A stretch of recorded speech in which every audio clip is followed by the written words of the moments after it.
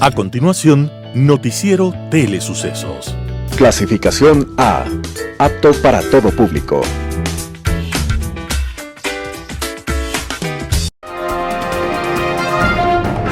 En sucesos, un día como hoy.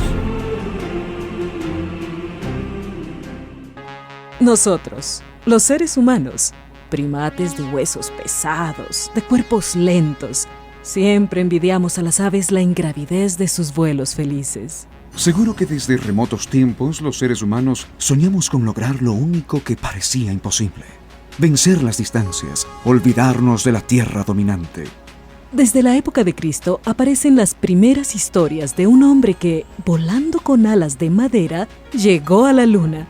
Y para ese entonces los chinos ya ensayaban los primeros paracaídas y las primeras cometas gigantescas a las que se amarraban para remontar las alturas. Y luego, en el año 1000, un herrero alemán construyó unas alas metálicas para volar desde un campanario. Se lanzó y se rompió las piernas, pero el camino a la aviación estaba abierto. Más tarde surgió Leonardo da Vinci, y luego aparecieron los hermanos Montgolfier, Lowenthal, el brasilero Santos Dumont y los hermanos Wright. El primer vuelo fallido de los hermanos Wright se levantó apenas 36 metros. Esa distancia es menor que la que existe hoy entre las puntas de las alas de los grandes aviones.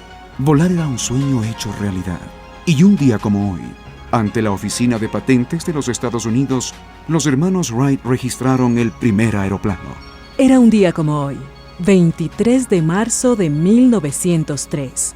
Desde entonces los seres humanos, entre las nubes, nos sentimos un poco ángeles y un mucho aves felices. En sucesos, un día como hoy.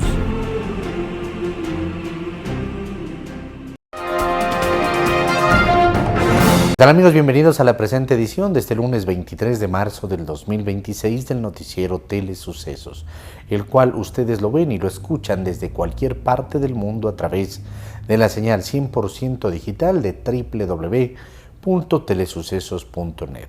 Además en Facebook también como Telesucesos Quito y en YouTube como Telesucesos HD. Vamos con los titulares de la presente emisión. Titulares. La ley urgente sobre incentivos tributarios a cambio de viviendas de interés social avanza en la Asamblea. Ecuador y Colombia se acerca la reunión bajo el acompañamiento de la CAN. Prisión preventiva para 9 implicados en presunta red de lavado de activos que habría movilizado más de 1.700 millones de dólares a través de empresas.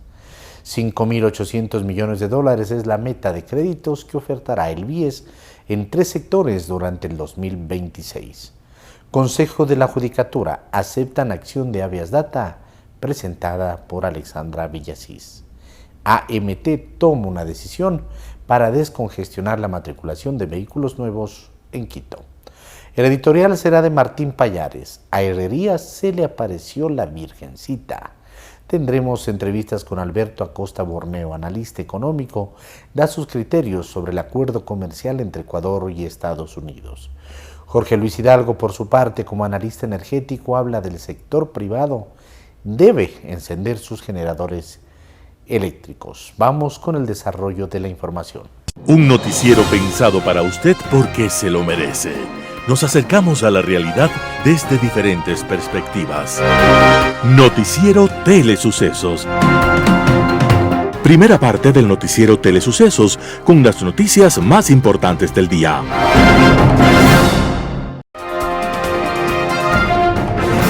La ley urgente sobre incentivos tributarios a cambio de viviendas de interés social avanza en la Asamblea. La Comisión de Desarrollo Económico aprobó el 21 de marzo el informe para segundo debate, el proyecto urgente para incentivar la construcción de viviendas de interés social orientado a reducir el déficit habitacional a cambio de beneficios tributarios para los donantes. La iniciativa plantea reformar la ley de régimen tributario interno con la creación de un incentivo tributario dirigido al sector privado. El objetivo, según el Ejecutivo, es promover la donación de viviendas de interés social y ampliar la oferta de soluciones habitacionales para familias de bajos ingresos. El informe para segundo debate agregó ajustes en materia de seguridad jurídica y transparencia del proceso.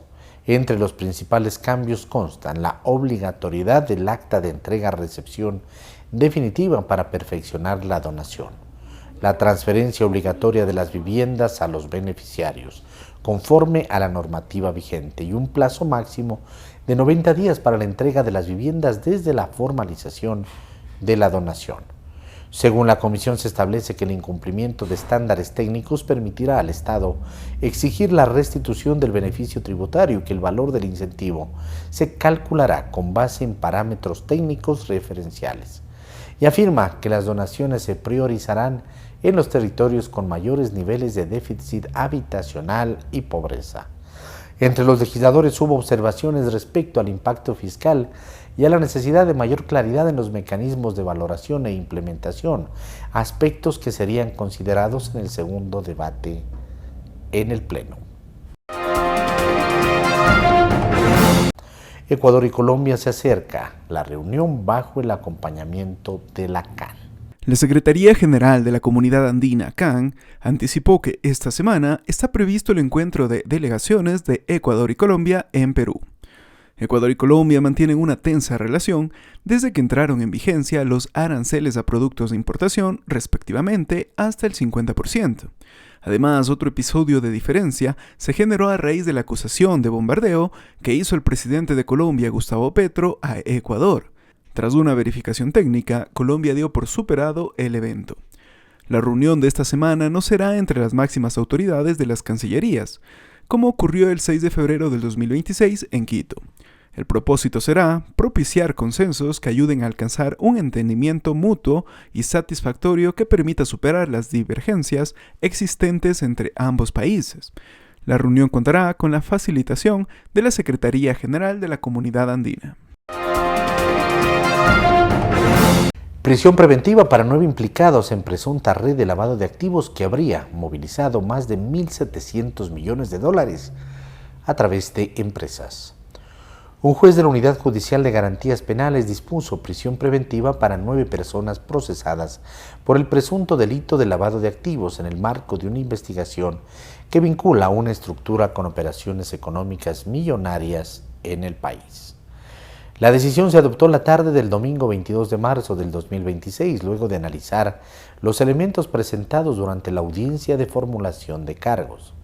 En su resolución, el juez determinó que tras revisar los elementos expuestos en la diligencia, se procede a dictar la medida cautelar de prisión preventiva contra los implicados. Además, dispuso que el Servicio Nacional de Atención Integral SNAI garantice su integridad y los ubique en centros de rehabilitación adecuados que permitan asegurar su derecho a la defensa. El caso se enmarca en la investigación denominada Emporio Presidiario, que salió a la luz tras un operativo ejecutado el pasado 20 de marzo durante la 5ª jornada del toque de queda que rige en los ríos Guayas, El Oro y Santo Domingo de los Áchilas y que permitió la detención de 11 personas en varias provincias. Según el ministro del Interior, John Reinberg, las indagaciones apuntan a una presunta red vinculada con los choneros que habría movilizado más de 1.700 millones a través del sistema financiero mediante un entramado empresarial que incluía sectores como alimentación, transporte y seguridad. Según las autoridades, parte de los recursos se habrían canalizado a través de varias compañías interrelacionadas. Entre ellas figura la Factoría, empresa mencionada dentro del esquema investigado y que tuvo contratos en el sistema penitenciario. 5.800 millones de dólares es la meta de créditos que ofertará el BIES en 3 sectores durante el 2026. El Banco del Instituto Ecuatoriano de Seguridad Social ofertará entre 2026 un 13.8% más del monto de créditos que otorgó el año pasado a los afiliados y alista una campaña para proporcionar los préstamos en 3 sectores del mercado financiero nacional. En 2025, el BIES colocó un total de 5.098,6 millones de dólares en productos crediticios, de los cuales el mayor porcentaje, el 88%, correspondió a préstamos quirografarios, en los que se desembolsaron 4.474,5 millones de dólares en más de 2.8 millones de operaciones. El BIES busca fortalecer este año particularmente segmentos con alta demanda de productos crediticios como los préstamos hipotecarios, con una tasa de interés del 2.99% vigente a partir de enero del 2026. Así busca potenciar la colocación de activos que le permitan tener un retorno financiero indispensable para garantizar la sostenibilidad y rentabilidad de los fondos previsionales administrados por esta institución. Consejo de la Judicatura aceptan acción de habeas data presentada por Alexandra Villasís. Alexandra Villasís dio un paso decisivo este 23 de marzo del 2026 para asumir la presidencia del Consejo de la Judicatura. Tras ganar un recurso de habeas data, la justicia determinó que no existe un impedimento real en el Ministerio del Trabajo, abriendo la puerta a su posesión inmediata tras 36 días de incertidumbre institucional. La jueza Viviana Pila concedió el recurso al confirmar que la funcionaria no registraba impedimento para ejercer cargo público, contradiciendo los registros previos del Ministerio del Trabajo.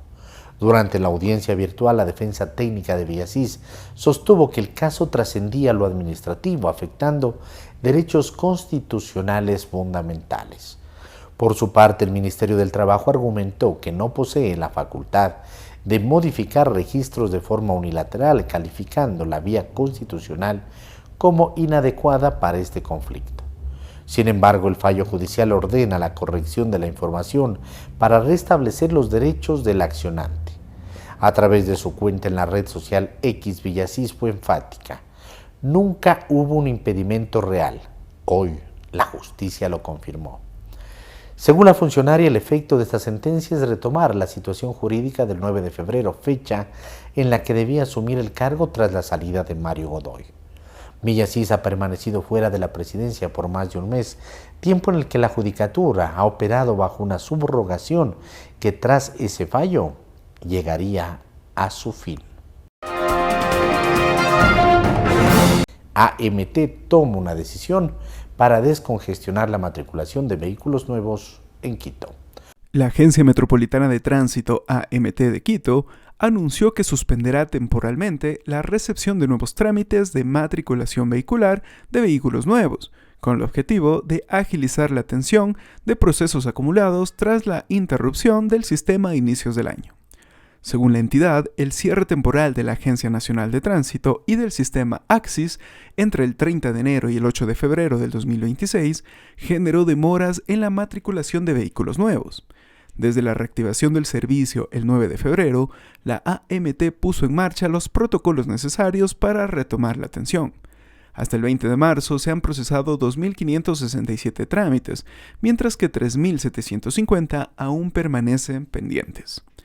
Frente a este escenario, la institución resolvió que entre el 23 y el 31 de marzo no se recibirán nuevos ingresos correspondientes a concesionarias, importaciones directas, exonerados de impuestos, menajes de casa y vehículos diplomáticos.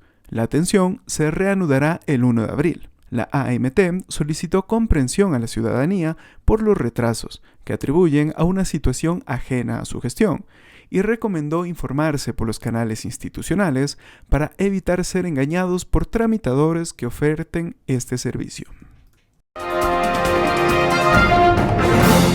La Oficina Comercial de Taipei en Ecuador realizó el pasado 16 de marzo la tercera edición de la Rueda de Negocios Taiwán.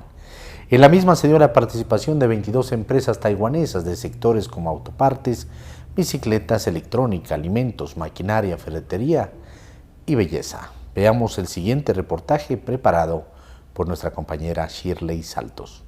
En un entorno marcado por la innovación y el crecimiento empresarial, se llevó a cabo una importante rueda de prensa que reunió a directivos, aliados estratégicos y representantes de diversos sectores. La Rueda de Negocios de Taiwán 2026 se realizó en el Swiss Hotel en Quito, donde participaron 22 empresas taiwanesas de sectores como autopartes, bicicletas eléctricas, electrónica, alimentos y bebidas, maquinaria, mobiliario, ferretería y belleza, por lo que se esperó más de 200 empresarios ecuatorianos.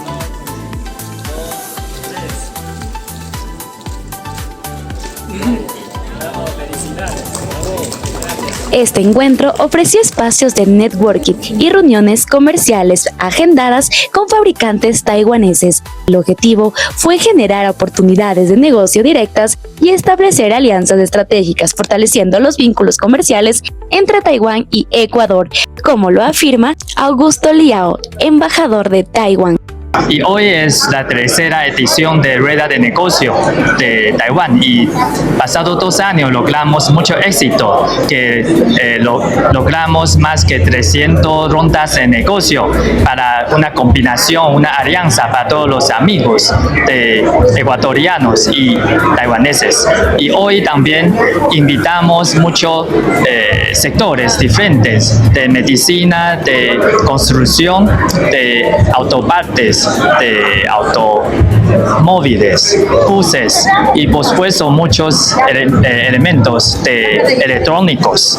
Y también ese año hay algo especial que también tiene los programas y aparatos de ciberseguridades, y ese es muy importante para una nueva era de inteligencia artificiales. Informó para ustedes Shirley Saltos. En Radio Sucesos estuvo Alberto Acosta Borneo. Él es analista económico, da sus criterios sobre el acuerdo comercial entre Ecuador y los Estados Unidos. Escuchemos lo que dice. La política de Donald Trump es una política nacionalista, proteccionista. Donald Trump busca cerrar el mercado norteamericano y exportar más, abrir el mundo para los productos estadounidenses. Ese es su objetivo. Donald Trump, y lo dice textualmente, él cree que el mundo se estaba aprovechando de Estados Unidos, que ellos no tenían libre comercio, ellos decían que tenían un comercio estúpido, así lo mencionaba Donald Trump.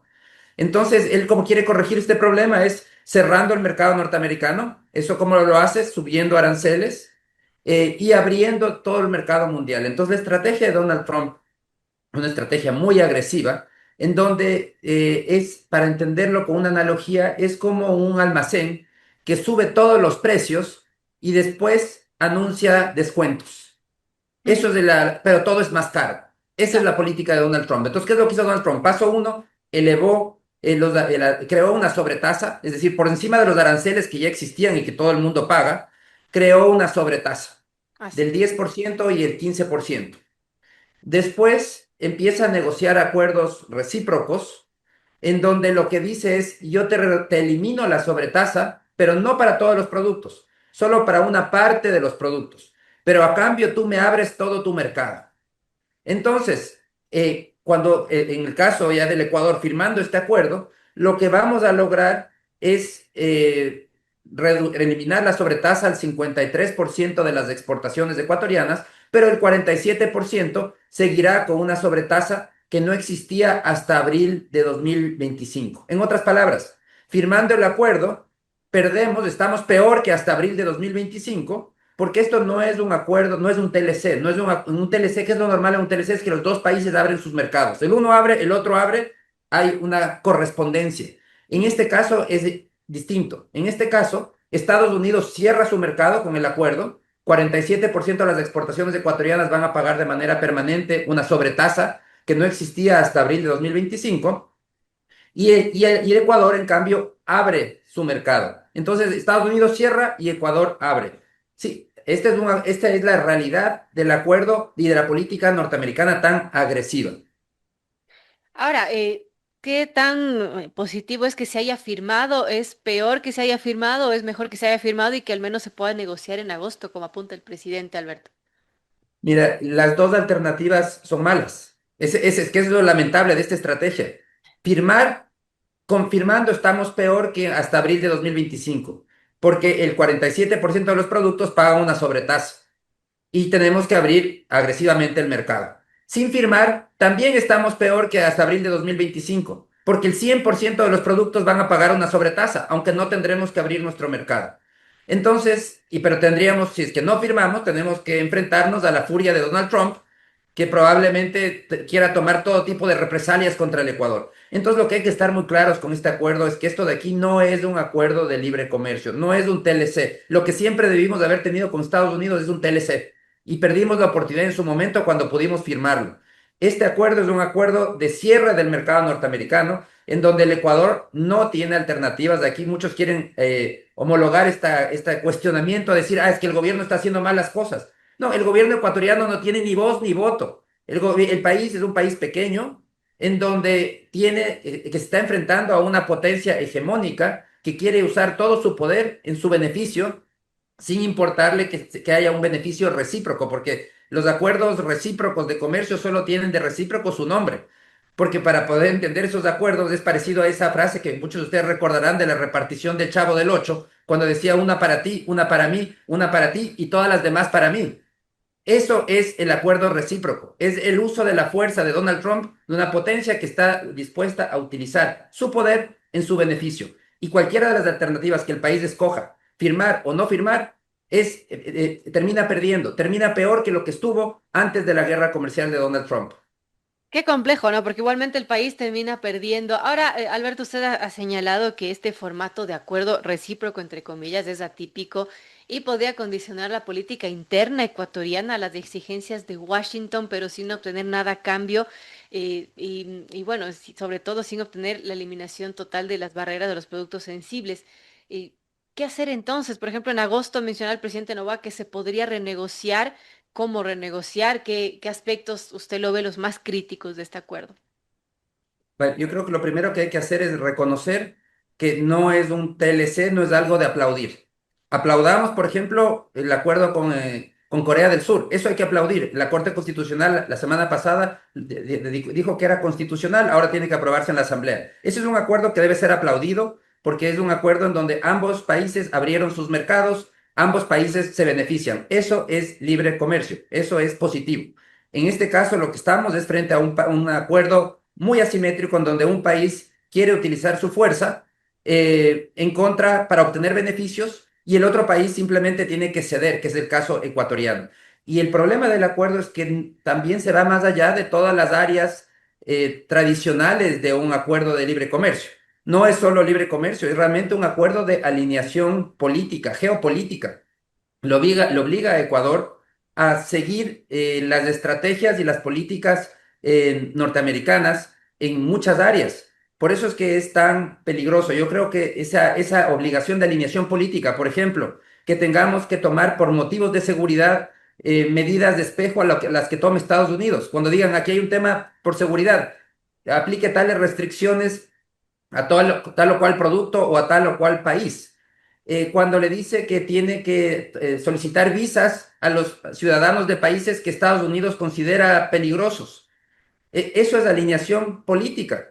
Y lo que tiene que hacer, tener cuidado el Ecuador es precisamente no alinearse demasiado, porque para el Ecuador Estados Unidos es muy importante, pero también lo es la China, también es la Unión Europea. De hecho, si vamos por tamaño del mercado, hablando del mercado no petrolero, el mercado más importante del Ecuador es la Unión Europea, seguido por China y Estados Unidos. Entonces no podemos pelearnos con ninguno. Son tres bloques que son prácticamente iguales y por eso es que esta alineación que nos está exigiendo Estados Unidos con este acuerdo yo creo que es peligrosa para el país porque puede cruzar líneas rojas de los otros socios, particularmente de China, con quien no podemos pelearnos tampoco. No podemos alinearnos totalmente con Estados Unidos ni tampoco con China. Tenemos que buscar esa neutralidad en esa guerra de gigantes porque si nos metemos en esa guerra podemos terminar aplastados. En Impacto Informativo estuvo Jorge Luis Hidalgo, analista energético. Habla de que el sector privado debe encender sus generadores eléctricos. Vamos con la nota. A esta hora saludamos a través de la vía virtual a nuestro siguiente invitado. Se trata del experto energético Jorge Luis Hidalgo. Jorge Luis, buenas noches, gracias la oportunidad. El SENACE pidió a las empresas encender sus motores y turbinas para que se autoabastezcan ante la caída de la generación de una de las principales hidroeléctricas del país, Coca-Cola Sinclair, y la salida de operación de algunas termoeléctricas. El Ministerio de Energía, acto seguido, dijo que la medida es opcional y eran protocolos previstos para el 17 de marzo. ¿Cómo interpreta Jorge Luis estas dos posiciones oficiales que, sin embargo, lucen contrapuestas? Bienvenido. Hola Edgar, qué gusto, un abrazo a toda la amable audiencia y siempre grato por la invitación. Eh, digamos, elementos contradictorios. Evidentemente, la información oficial es la que debe primar. Faltaba más de que un técnico como yo, sin todos los argumentos de información oficial, pueda desconocer lo que está hablando la autoridad. Sin embargo, evidentemente, digamos, hay un desafío de capacidad de generación. Esto ya no es un problema de energía, sino de potencia. La diferencia, evidentemente, es que ya nos falta infraestructura y ya pesa también un poco la demanda que está subiendo. Me parece que ayer subió a 5.275 megavatios. Este ya es un pico importante. Eh, Hoy, viernes, ya baja un poco la demanda, fin de semana baja la demanda, pero esta semana fue una semana desafiante, entre miércoles, jueves, martes, de hecho, el lunes, también tuvimos unos pocos desafíos. Entonces, obviamente la generación termoeléctrica que se le pide al privado es opcional, no le pueden obligar al privado que pueda generar o no, pero habla sobre cómo estamos jugando, digamos, al límite ya entre oferta y demanda, y esto es un poco lo que nos está pasando. De ahí, digamos, todo lo que se pueda hablar ya oficialmente hay que escucharle a la autoridad, pero el país tiene que saber que tiene un desafío energético que va más allá de este gobierno, que va más allá de si es que se ha hecho o no lo suficiente. Yo creo que hay que ser sensatos, digamos, con la audiencia, digamos, con las personas, con la población, y creo que hay que decirnos a todos nosotros que es un problema estructural de larga data y que no se va a resolver de un día para otro, que va a necesitar de al menos 3, 4 años hasta que se estabilice el sistema, que requiere un mejor acompañamiento del sector privado, que tenemos arrastrado no 2 años o un año o este gobierno, por décadas, una falta de inversión en infraestructura, no solo de energía, de nueva capacidad de generación, sino de transmisión y distribución. Y prueba de ello es que ahora hay un desafío doble. Santa Elena, por ejemplo, tiene un desafío de transmisión con redes, con subestaciones, etcétera, que están con varios desafíos técnicos por falta de mantenimiento y de actualización de equipamiento, que es un equipamiento bastante obsoleto. Y ya nos falta capacidad de potencia. Ya, de hecho, tenemos embalses bastante llenos. Hay un mucho mejor manejo de embalses en este gobierno con las autoridades actuales. Y tenemos que entender que este problema ya no es un problema político, ya no es un problema de si nos gusta o no este gobierno, ya no es un problema de si cambiamos o no las autoridades. Es un problema que tenemos que verlo como país, como un problema que tiene que involucrar a todos nosotros y tiene que salir de este debate político a una unión país entre el sector privado, público, academia, actores sociales, etcétera, y hacer esfuerzos para sacarlo adelante. Bueno, me imagino que deberán resolver en algún momento, pues, esos comunicados entre entidades oficiales, en este caso el SENACE y el Ministerio de Energía. Un poco están a la espera de eso las grandes empresas, las grandes corporaciones, para ver si efectivamente tienen que encender sus generadores. Pero el SENACE estableció este mandato, llamémoslo así, porque hay una baja en la producción de Coca-Cola Sinclair. ¿Usted puede refrendar eso que el SENACE ha informado? Bueno, digamos, la información está abierta y la información es clara. Yo no quiero entrar en debates y disputas de quién tiene la razón en el sector, digamos, entre autoridades, pero uno puede acceder a la información de qué capacidad tiene, por ejemplo, Coca-Cola Sinclair de producción. Tiene una capacidad instalada de 1.500 megavatios, está por los 400 megavatios. Esto evidentemente es una caída importante. Hay embalses llenos, pero por más de que uno pueda generar la máxima capacidad de Paute, amasar Paute y sopladora, no llega. a satisfacer el pico de demanda, por ejemplo, de horas pico, que como le digo, Edgar, ya tuvimos más o menos 5.275 megavatios de consumo. A partir de ahí, obviamente,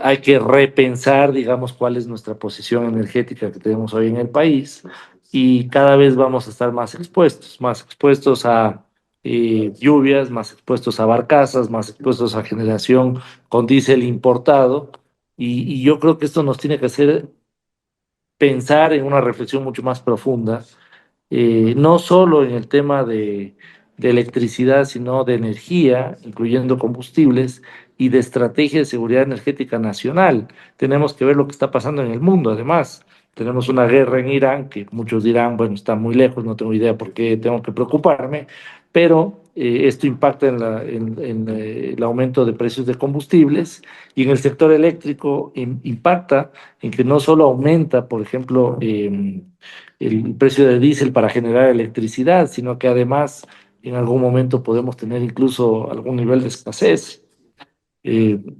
Tomando en cuenta que en Irán, por ejemplo, en el Medio Oriente, en realidad, en algunos países de Medio Oriente, están bombardeándose, por ejemplo, capacidades de refinación. Y claro, alguien dirá, pero no le compramos a Irán. Sí, pero si es que hay un desafío de oferta y demanda, al final del día, al que le compremos va a tener dificultades de provisión, y eso va a hacer que podamos entrar en algún tema posible, poco probable, pero de momento al menos posible, de escasez y evidentemente de alza de precios de combustibles. Y ahí viene otro tema que es importante mencionar. El Ecuador, el gobierno, yo creo que ha tenido un acierto en aumentar, digamos, en hacer workover y mantenimiento de pozos en Campo Amistad para levantar la producción de gas natural. Ese barco que ya está en el país, no podemos dejarlo que salga o que regrese sin antes hacer más planes de perforaciones y más planes de aumento de producción de gas, porque hoy eso es lo que, digamos, va a dificultar. Hoy por hoy todo el mundo está peleando por estos barcos, todo el mundo está peleando por aumentar producción de gas. Y si ya tenemos las capacidades de infraestructura, o por ejemplo este barco con el jack-up y todo esto, que está haciendo solo workover y mantenimiento de pozos, tenemos que hacer lo que se quede para hacer un plan de perforaciones, porque todo el mundo se está peleando por esto, para aumentar producción de gas. Y tal vez estoy confundiéndole a la ciudadanía. ¿Por qué es importante esto? Porque resulta que tenemos una termoeléctrica, que es la Termogas Machala, que está subutilizada, que lo único que requiere es aumento de capacidad de provisión de gas. Y obviamente, mientras más producción de termoelectricidad con gas tengamos, menos necesidad de importación de diésel tenemos. Y el diésel está a precios exorbitantes. Entonces, de hecho, un buen negocio aumentar producción de gas. Entonces, como todo está interrelacionado, evidentemente tenemos que tomar decisiones al respecto, que en este plan de seguridad energética nacional, otro tema importante.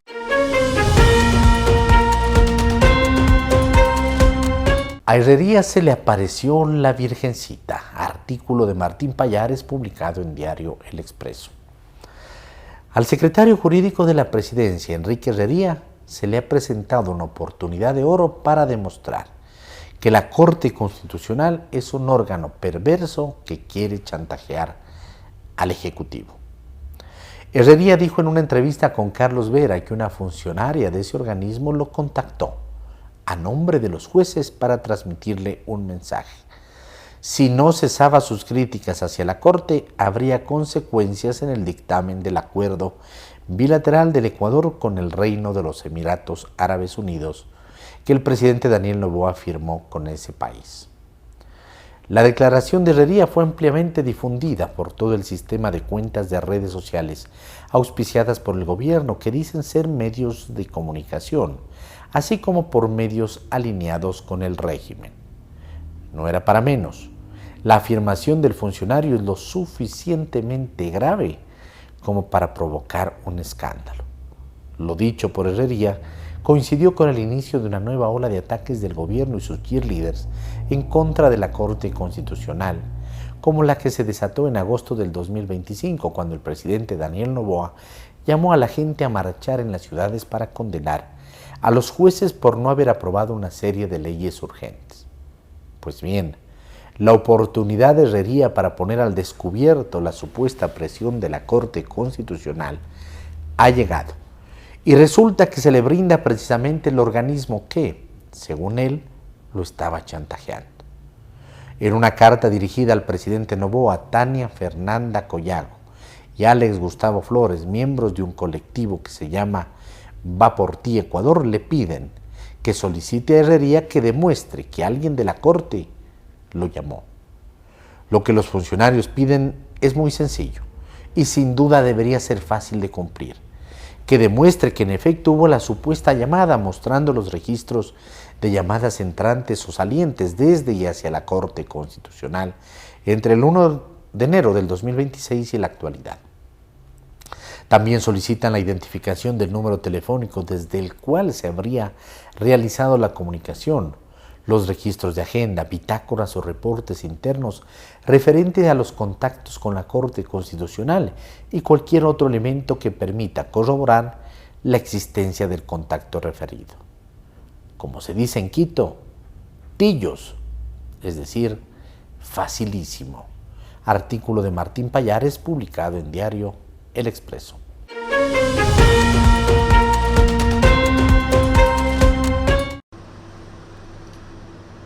El piloto y el copiloto de un avión de Air Canada han fallecido en una colisión con un camión de bomberos en una pista mientras aterrizaban en el aeropuerto La Guardia de Nueva York a última hora del domingo. Las fotos y los vídeos de la escena mostraban graves daños en la parte delantera del avión, con cables y escombros colgando de una cabina destrozada. Cerca de allí se podía ver un vehículo de emergencia dañado, tumbado de lado.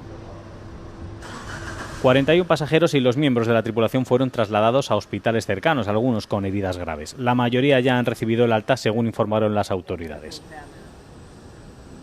El camión de bomberos cruzaba la pista para atender otro incidente a bordo de un vuelo de United Airlines, cuyo piloto había informado de un problema con un olor, según añadieron. El aeropuerto permanecerá cerrado al menos hasta las 14 horas del lunes para facilitar la investigación, de la cual se está haciendo cargo la Junta Nacional de Seguridad en el Transporte.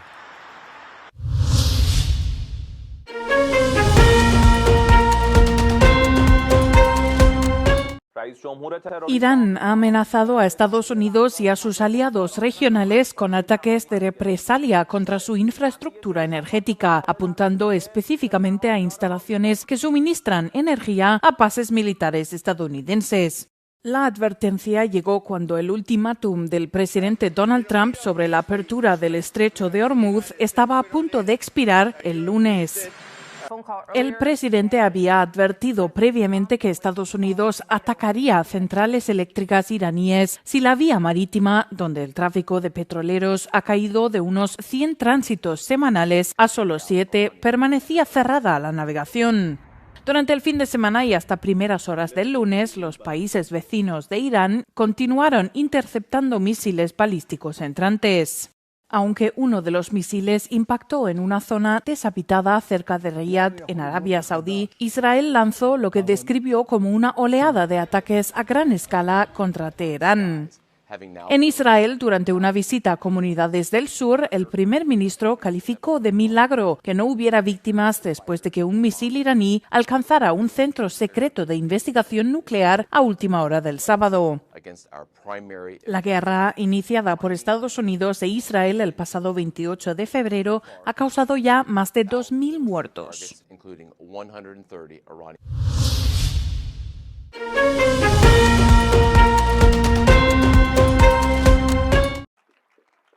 Los liberales en el gobierno de Eslovenia y la oposición conservadora quedaron prácticamente empatados, según los resultados preliminares casi definitivos de las elecciones parlamentarias celebradas el domingo.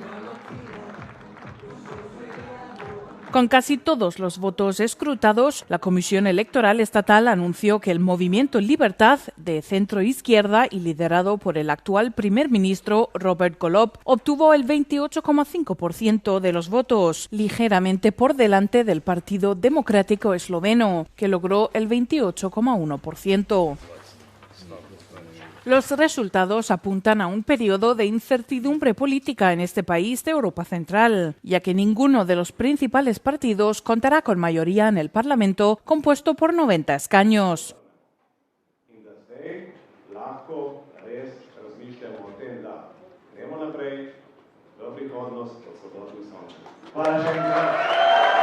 Tras conocerse los resultados, el primer ministro se atribuyó la victoria y expresó su confianza en que su partido formará el próximo gobierno.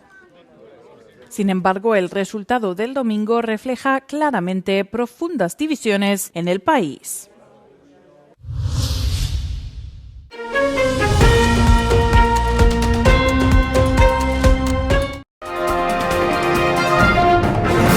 Gracias amigos por acompañarnos en la presente edición del noticiero Telesucesos. Nos vemos en una próxima ocasión. El noticiero Telesucesos es retransmitido de lunes a viernes a las 7 horas por Radio Planeta Sur 106.1 FM de la ciudad de Loja. Noticiero Telesucesos. Las opiniones vertidas en este espacio por la producción y dirección del programa son de exclusiva responsabilidad de sus autores y de quienes intervienen en ellos.